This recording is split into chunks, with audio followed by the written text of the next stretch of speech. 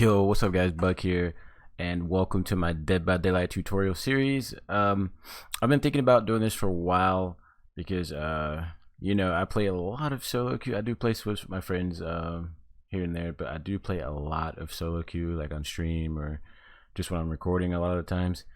And I notice a lot of people I play with, they burn through pallets within like the first minute of the match. And I feel like a lot of people who play this game, they don't really know how to conserve pallets and things like that. So I kind of want to go over a series of different strats and things that I've learned over my 5k plus hours in the game that maybe helps with new players or people who just want to get better at running the killer and just overall lasting longer in the game.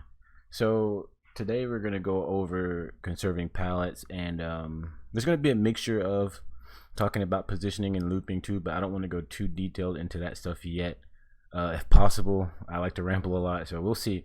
But the main thing I want to talk about is looping pallets and or shack or whatever tile you're in without wasting the pallet immediately, so that you could get as much use out of that area before throwing the pallet.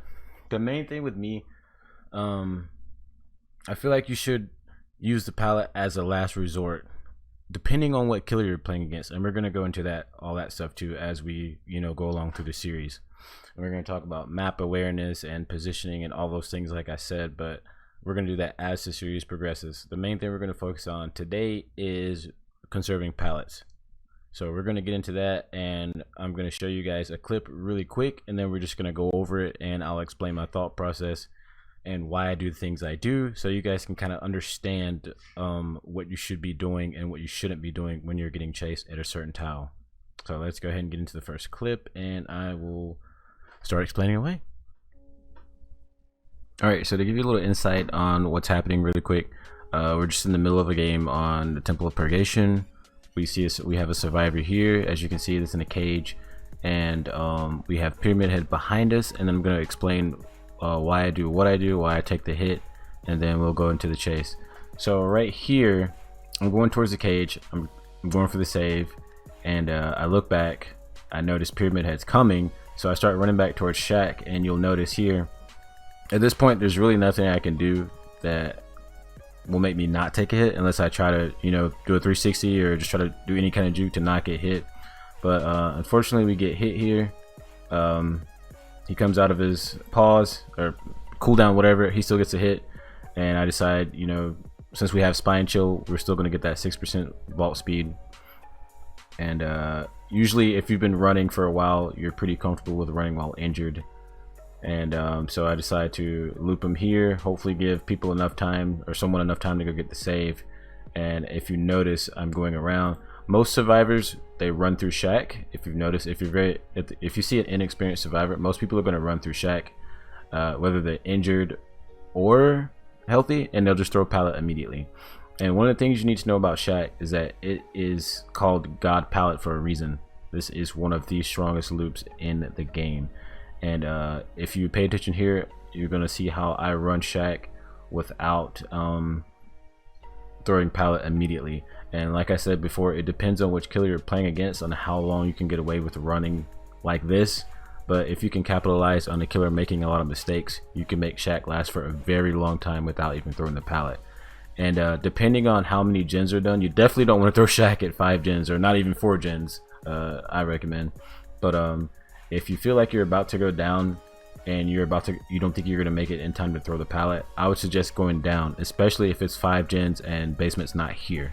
Like I said, it also depends on the killer, because you might want to end up throwing shack if it's like a Bubba or a Trapper, or someone who can easily camp the crap out of shack, like a Hag or something like that. You probably don't want to go down. So like I said, it depends on the killer, but it's Pyramid Head right here. So I'm pretty comfortable and confident enough to run him on here without wasting shack immediately, and I'll go ahead and show you guys the chase right now. So I know he's on my butt, whatever. I'm sure I can make this with dead harding for distance. If you notice right here, your positioning is really important when it comes to different tiles. And for shack, you definitely, if the killer's inside, you definitely want to wait by the window, not standing right here in the window, because they can still hit you from there. And with Pyramid Head, his attack, his ranged attack can hit you from anywhere. It doesn't matter where you are. It goes through any solid object. So you definitely want to make sure you're paying attention to his red stain at all times. This applies to any killer. Making sure you're seeing where he's aiming, because you will get hit if you're not paying attention. Okay, so we're watching here. We're waiting to see if he vaults. If he vaults, then we go around. The unfortunate thing about this is that if you step into his trails, or whatever they're called, I call them blood puddles because I forget the names of things sometimes, but we're always watching, making sure we're looking behind us using our camera, just watching to see where his red stain is going to be. Make sure you keep your eyes on his red stain. If there's any point in time where you lose the killer, they may be moonwalking, backpedaling, whatever you want to call it, trying to hide their red stain. You want to always make sure you're paying attention to see what they're doing. And if you do lose it for even just 2 seconds, the best thing to do is just commit. A lot of times you're going for a 50-50 if you don't see the red stain, and just hope that you don't run into the killer and get hit. That's usually what I do. But yeah, you can see here, I'm going, when I come into the shack, wait, let's see it again, hold on. I'm pretty sure I'll do it again, let's see. If not, I'll back up. So I'm running into shack. Notice I'm not cutting this corner sharp. I'm not running along the wall right here, because then if the killer's coming around this corner and they're really close to you, you're not going to be able to get a fast fall if you're running along the wall. So you definitely want to run towards the middle. If there's a gen here, you want to just kind of like hug the left side over here by the gen, and then cut back to the right, and you'll get a fast fall every time. So positioning is very important with every tile, like I said. Right here, I'm waiting to throw a pallet because I've ran him so long. At this point, I feel like it's all right. It's okay. We got 2 gens left. I've been running them for a while. I'm wasting a lot of times. I'm assuming my teammates are doing their job by doing the gens, and I'm gonna go ahead and throw this pallet. I know he's gonna throw out his M2, so I go for the dodge. I go back around. I decide, okay, I threw shack pallet. I could probably still loop it maybe 1 or 2 times, but I decided to be safe and try to save some more time. So I'm gonna leave that. And you see what I did here? All right, pay attention to what I did here.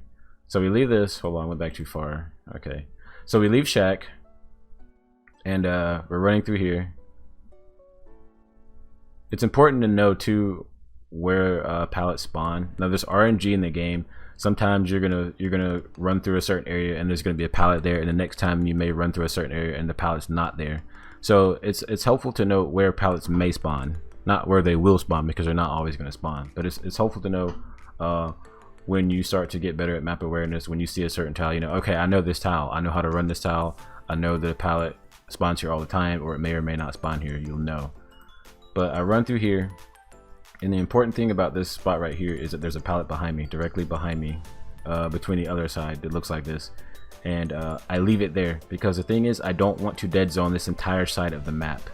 One thing that survivors do, I see the mistakes they make a lot, is they run through it one area, like one side. Like let's say I threw shack pallet, and then I run through this middle part that we just passed through. I threw that pallet, and then I get over here and I throw this pallet. Or this whole side of the map now is dead zone. So if any other survivor who's a random, who doesn't have comms with you, they don't know what pallets you've used because they've been on the other side working on gens. If they run to this side, they're not going to have anything to work with besides vaults, and eventually they're going to go down and probably not have a good chase or a long chase, or just a bad chase in general. So we have another pallet here. We're going to ignore this one too because we have some distance. And at this point, I think he left me, but I just wanted to show you guys that. And then we're going to go back through here. We're just helping on the gen here, getting the gen done. Okay, I'll show you the mistake I made right here. Let's talk about it. So I'm going through right here. Let's back up a little bit. So we're on the gen. I think at this point, we're just kind of trying to commit because we know he's coming. Okay, here we go right here. He's coming. So he's chasing through here. He sees her, but he sees me too, so obviously he's gonna go for me because I'm injured. So I cut back around here, not making this pallet. The mistake I made at this part was not leaving immediately. The first thing I should have did when I saw him coming was probably try to throw this pallet. That's probably the only thing I could have did. There's a big chance I probably wasn't gonna make it, and I think that's what I was thinking, so I decided to try to loop it, but I did not have enough distance between me and him. So not sure if there was too much I could have done there besides just maybe just leave the gen early and get some distance. That probably would have been the best thing to do, but that was my mistake there. So yeah, there's a lot of 50-50 situations in this game to where you go down and you didn't really have to, but sometimes you just, you know, if you've been playing the game for a long time, there's going to be a lot of times where you're going to take a lot of risk just because you want to have more fun. If you're a risky player, you're going to take a lot of risk. You're probably going to go down a lot more you're probably going to go down a lot more than people who don't want to take risk. Let's say immersive players who like to hide and not really get chased much and just do gens or get saves or do totems. Everyone has their playstyle. But if you want to get better at chases, you're gonna have, there's a lot of times where you're gonna have to be a lot more risky, and sometimes it's gonna pay off and sometimes it's not gonna pay off. Right here, I made a really bad mistake at hiding here because I didn't think he was gonna come back and check so hard, but he ended up checking, and we have Iron Will, so there was no way he heard me, so he just did a really good job at checking right here. So let's see. I don't think I ended up dying in this game. I think I got out. I went to go save Christina, and then we end up getting out. So yeah, that's just one situation to where you have to really pay attention to your positioning when you're at the pallet shack. You always want to stand at corners, look on both sides. Just make sure you have the least amount of blind spots possible when you're on a tile. You always want to stop at corners and see where the killer's coming from, so that you know to watch for the red light, and then you can decide if you want to go left or right depending on what the killer's doing. So let's get into the next clip really quick. I'm going to show you guys a different tile real fast, and then I think that will be all for this video. And then for the next one, you know, we'll go into talking about some other things. We'll go more in depth into positioning and things like that.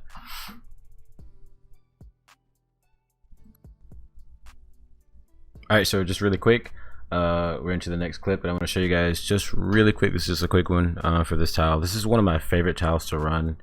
I love this one. It's the one that has the pallet and the window. It's one of my absolute favorites. When I see these tiles, they just make me happy. But yeah, we're getting chased by a plague here, and I'm going to show you guys my thought process on how I'm running this tile and why I'm doing what I'm doing. And any mistakes that I make, I will explain why they happened. So the plague's right behind me. I'm using my camera as always, and I'm looking to see exactly where she is, so I know if I have enough distance or not. If I want to go left, hug the wall all the way around, go for the window, or just cut through. There's two ways you can run this tile. Well, actually, there's more than two ways, but there's two ways I like to run this tile. Sometimes I'll come through directly through the pallet, and if I know I have enough distance, I will cut through. And if you cut enough to the left over here, and then go up, so you're going like left and then straight, you can get a fast vault from running through this. So you don't have to be running this clockwise to get the fast vault. You can get it like that. So if you're running back around, and if you're not sure what clockwise is, just think about a clock. You know, a clock rotates, you know, to the right around, and then if you're going around the other way, then it's rotating, you know, left back the other way. That's what I think about, left and right clockwise. But yeah, that's one way you can get that fast vault. I took a risk here, but I was lucky because I had resilience on. If you're not sure what that perk is, it gives you a lot of different things. It gives you vault speed, healing speed, repair speed, exit gate opening speed. This is a really good perk. It does a lot of things. So this is one of the perks we're going to talk about later on. But yeah, it's a really good perk for vaults.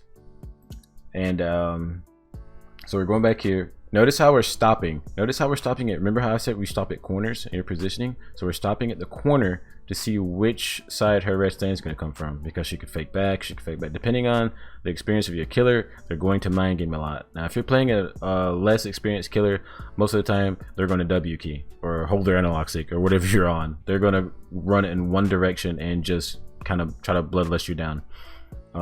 So we're watching to see which direction she's coming from, and then we're stopping here to see. We notice she keeps going, so we know we're not going to be able to make that window because she's too close. We waited too long. So now we have to go for the pallet.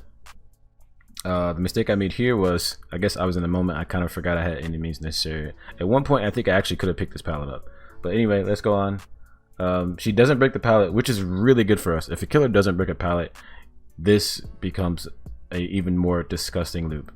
So we're waiting to see where her red stain is. She comes back around, we vault that, we wait again. She doesn't break it. That's a huge mistake on her part. And after you vault a window a certain amount of times, it's going to close up, so you have to keep that in mind. You can't just keep vaulting a window forever. We decide to leave that. She leaves us because she realizes she's wasting too much time on us, and we win that chase.